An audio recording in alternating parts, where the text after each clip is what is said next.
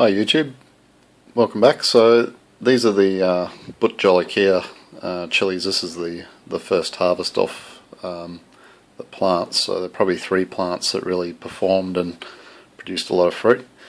Some of them are really huge, as you can see. Like that is a big chili by my standards.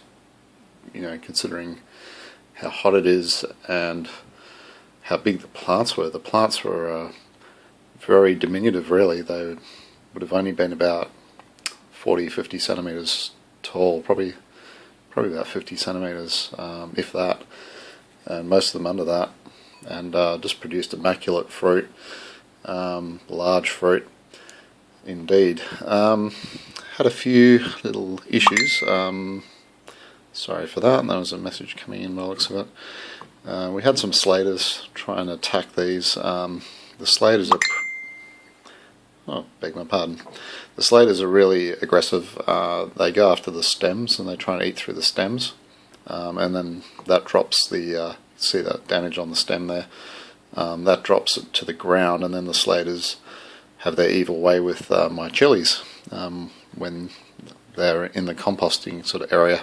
So the slaters don't like living in the plants as such, because they're probably predators like birds and things that will come and pick them off. So they try and drop the chilies this way. They did get a couple, and that encouraged me to take them off the plant while they were still unripened, unfortunately. Just had to kind of do that. They did come off the plant very easily, which indicates that they were ready to drop regardless. So here's an example of a chili that has ripened, and this just ripened within the last day or two. It really went red pretty quickly. I wish I had smell-o-vision, because it smells fantastic.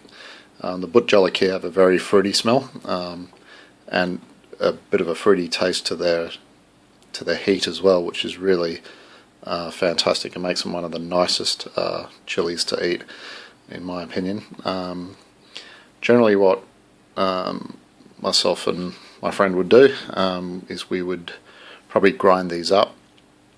I'm not really that big into making chili sauces as such. I mean, it's easy enough to do. Best done with the red ones, obviously. You don't want to do that with the green ones generally.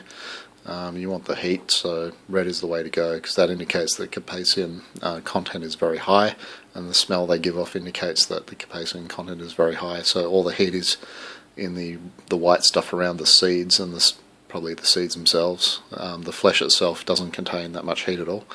The juice contains a lot of heat. So generally what we would do is grind them up and get a really nice dry powder that we can mix in with other foods and really enjoy them that way. So it's a really good first harvest. I picked them all. There's only a few left on the plants that weren't really quite ready.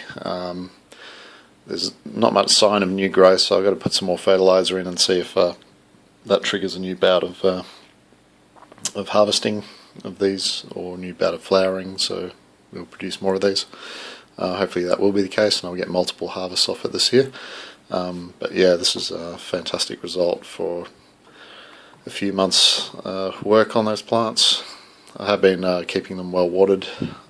At some point you want to starve them of water a bit, so the leaves shrivel a little bit, not to the point where they're getting unhealthy, but just drooping a bit, and that kind of triggers it to, we believe it triggers it to make it more potent.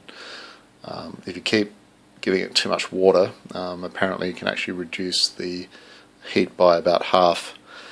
So I'm trying to ripen these off the plant. I've left the stems on. I've done a lot of research to try and find out the best way to do it. Ideally you would already have a bit of colour, like this one. You can see it's still green, but it had some another message coming in. It's crazy. It's all emails and Facebook updates and garbage like that. Yeah,